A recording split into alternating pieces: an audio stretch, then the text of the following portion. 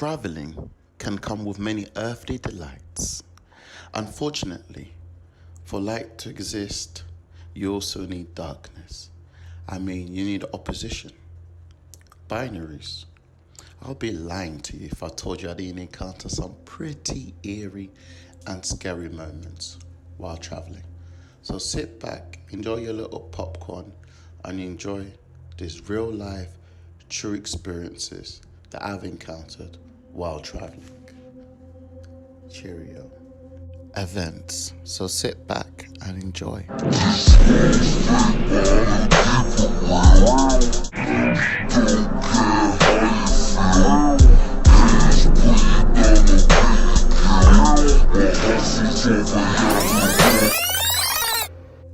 Number 1. The little boy in my living room, Newcastle, England. Your house is supposed to be your safe haven, your area of tranquility.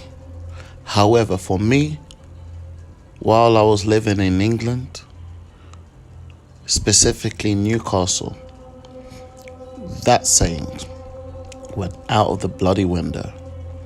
I recall a moment when I was in my living room, relaxed, chilled, and watching my lovely soaps on the telly, aka television.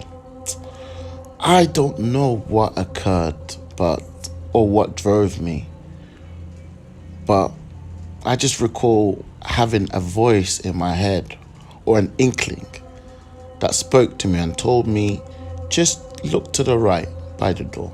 I don't know, maybe it's my peripheral vision, but I just felt something. I just felt the urge or the need to just look and turn to the right for no apparent reason. And as I did so, it was there right in front of me, and I could not believe my bloody eyes. Nearly had a heart attack. I was frightened. I was scared. I was petrified. It seemed like there was a little boy just there, just kind of looking upon me. And it was almost ghostly, hollow looking. And I just jumped and I quickly looked away. And then when I looked back to see if the boy was still there, it was gone. Maybe you can say I was tired, because this did occur late at night. But all I know is, ever since that day, that living room door was always shut. Of course, I'm a proud Christian, and I prayed and I done my intuitions and what needed to be done to cast the demon or the spirit away. However, that memory, that experience stayed with me forever. So there you have it, the little boy in my living room.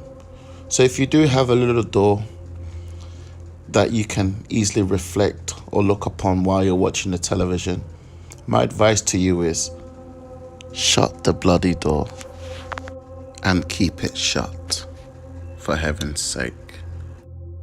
Number 2, the disappearing man, Santo Domingo, Dominican Republic. I really, really wish this was a joke. I honestly do.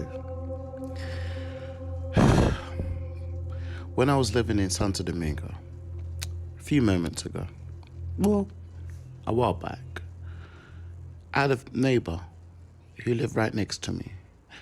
Bloke from France, we're all just like expat buddies, I guess. And we'll often hang out. There was this guy that seemed to live around the area. Fairly dark-skinned Haitian bloke that resided in our location. And he was so friendly, definitely a humble, respectful guy. But the conundrum is, he just seemed to disappear into thin air. Literally all the bloody time. I honestly, I cannot kid you, I cannot make this up. This is true story. You don't even have myself as a witness, but you also have another character witness, being my friend, who also witnessed this. He will always approach us and greet us with a smile and try to sell us some kind of illicit, illegal drugs or substances or other stuff on that nature. And we'll, of course, always decline and say thank you, politely decline, etc. And he'll just move on. But the thing is, as soon as you take your eye off him, he will just disappear. I thought it was just me at first. I thought, oh, he just ran off, or, he's very slippery like that. But then my friend witnessed it too. And I told him, I confronted my friend. I said, is it me or did the guy just disappear? Literally. We'll be talking to him and everything. Oh, yeah, okay, how's everything? And then the moment we take our eyes off him and try to turn back to face him, he'll be gone. Just out of the blue. Almost like Houdini to some sorts. I honestly cannot kid you. He just wasn't there. And of course you can say there's a reasonable explanation for this. He might have just got off quick, or you were probably distracted, or he was probably there in the distance but you just didn't see him. He was gone. Not once, not twice. This happened at least 4 or 5 times. And there's been separate moments where I've encountered him and he's disappeared. And then my friend also encountered him and turned around and turned to look back at him and he was gone. Fact or fiction? Or even just a coincidence? You tell me. And number 3, the Incubus bedside demon, Surin, Thailand. Time really seems to fly by pretty fast. This is probably my worst, I wouldn't say encounter, but my experiences based on others, that were there directly with me at the time. I will, as a disclaimer, I will admit that I personally didn't see anything. However, I did feel a very bad and disturbing negative presence, a terrible aura around me. This story goes back to when I was living in Thailand. Well, I'll say living, but I was mainly just really visiting. I used to live there, but I went and visited there for a while. I was working in Japan and I took a lovely holiday in Thailand, but I guess it's always been home and it's never changed really. And I met up with someone I was very close with in Thailand, and she often, a girl, and she used to always sometimes stay with me and, stay over, etc. And there was this one time when we were together and we're in bed and we're sleeping. And all of the sudden, I'm sleeping like a baby and etc. And all of a sudden, I was just astonished. I was just shocked by her just frantically shaking me and screaming at me. And, I open my eyes and you see, everything's, the lights fully on, and she's just there frantically just trying to speak to me in broken English. And I'm like, what the hell is going on, my dear? And then she explains, and I've never seen her like this. She was shaking. She had a massive tremor, and what I could remember that echoed out of her mouth was that there's something here. I'm like, what do you mean there's something here?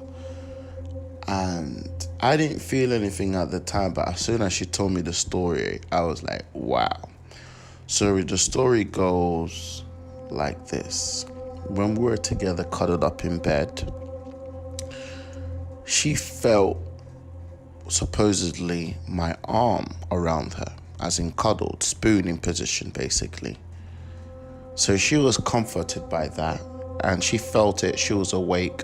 She briefly was awake and she felt it, and she was like, okay, that's nice. And for some bizarre reason, she decided to open her eyes. And when she opened her eyes, she actually saw that I was in front of her, not behind her. And yet, while this was going on, she still felt that arm around her.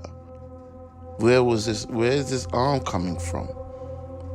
So the moment she felt that, she started to kind of panic. and move around. But as she did so, the arm got even more tighter, as if they didn't want to let go of her. And, well, it, of course. And there you go. And through my research, I've realized that there's a demonic force that goes by the name of Incubus and Succubus. Incubus being a male version, and the female version is called a Succubus. And this is like a bedtime erotic demons. They're basically there to drain your energy. They go there in a form of sexual pleasures or try to comfort you with love, etc. But instead they just want to drain you, and they want your soul, and they want to possess you, I guess. So they're just there to drain your lifeline. And it's even more disturbing because for some bizarre reason, like people play Charlie or the Luigi board, people actually try to summon these spirits, demonic spirits, which is beyond me. So yeah, and the moment I saw her in that way, we both prayed. And as I started to pray, she was Buddhist, but she complied, and I offered her, do you want me to pray? And she said yes. And I prayed, and at the moment I started praying, I just felt a very negative, disturbing presence around me. It was almost like I was provoking them. So definitely I recommend you to read up on Incubus and Succubus. It's definitely not something you should play around with, and that's for sure. Thank you so much, guys, for watching and experiencing this lovely fanatic phenomena with myself. I wasn't trying to go over 10 minutes, but there you go. So I'll tell you what, I've got more exciting, spooky stories to come. So stay tuned. Like, subscribe, share, the whole shabazz. And just give me a couple of days or a day or two, and I'll provide you with more thrilling stories. And guys, the comment section's there to be utilized. Feel free to share your own personal, horrifying travel experiences down below. Be a part of the movement. Ta-ra.